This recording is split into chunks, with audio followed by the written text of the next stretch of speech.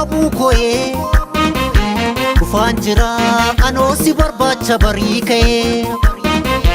dhufaan jira anoo si barbaacha barii ka'ee akkas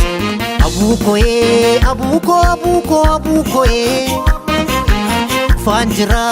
anoo si barbaacha barii ka'ee dhufaan jira anoo si barbaacha barii ka'ee akkas ani bunan dhugu buna buukoo malee ani rafeen bulu bara buukoo malee ani bunan dhugu buna buukoo malee ani rafeen bulu bara buukoo malee ho ho ho ho ho ho ho ho